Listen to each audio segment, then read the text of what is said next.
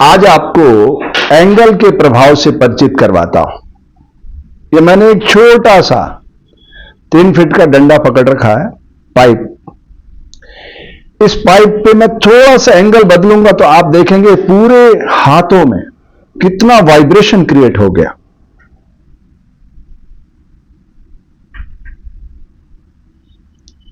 ये मेरे पास कोई कला नहीं है, ये उस एंगल के प्रभाव से सब कुछ हो रहा है। पूरा शरीर धूजने लग गया, ये रुक गया। जैसे ही एंगल बदलेगा, जरा सा एंगल जिसे माइक्रो सेकंड कहते हैं ना, ऐसे बॉडी के अंदर इतने माइक्रो एंगल हैं। प्रकृति ने इसको बनाने में बहुत अद्भुत अलौकिक संयोजन किया है जिस पर हमारी दृष्टि नहीं है। यकीनन प्रकृति का ये चलता फिरता देवालय ही है मानव शरीर, यकीन जानिए। ये थोड़ा सा मैंने खींचा, इसको थोड़ा सा एंगल बदला,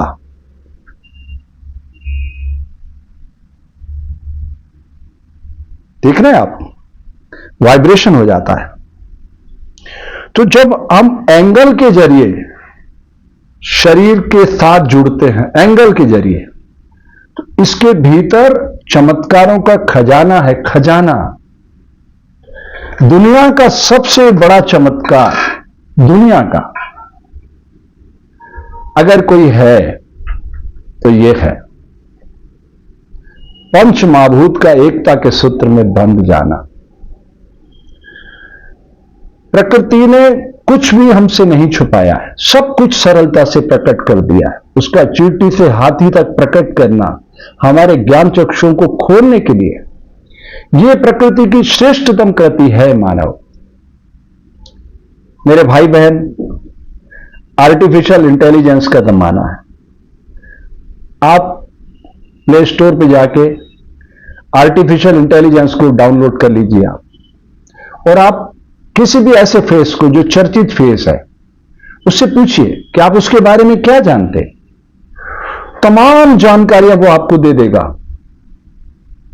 अब आप बहुत बार झूठ बोलते थे, जैसे मोबाइल कहते हो आप झूठ बोलना सिखा दिया इसने, आप बॉम्बे और दिल्ली बता देते हैं। तो वो आर्टिफिशियल इंटेलिजेंस आपकी बौद्धिक क्षमता को भी पकड़ के आइडेंटिफाई कर रहा है कि ये व्यक्ति झूठ बोल रहा है, ये दिल्ली बैठा हुआ और आपको मुंबई बता रहा है। तो विज्ञान के बढ़ते कदम धीरे धीरे आपके शरीर की परतों को खोल रहे हैं।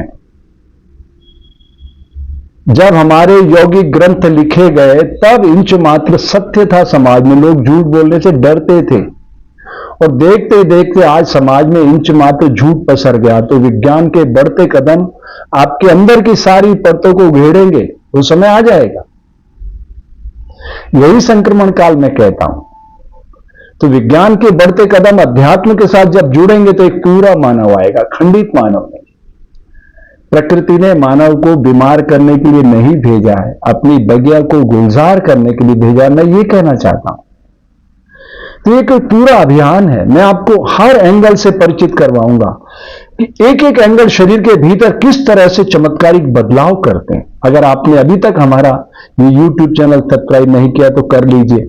ये धरती पे एक हंसते खेलते मानव को लाने का अभियान है, जो प्रकृति का अंतिम लक्ष्य है, एक सरल तरल पूर्ण मानव प्रकट होना। अगर वही सब कुछ कर देती तो फिर हमें ये ज्ञान चक्षु क्यों देती।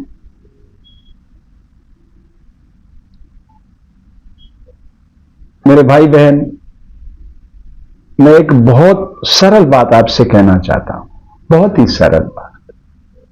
दुनिया का कोई भी व्यक्ति किसी भी ज्ञान के बल पे श्वास लेते समय एक स्वर का उच्चारण नहीं कर सकता। एक स्वर, जैसे राम है तो पहला स्वर उसका रा है।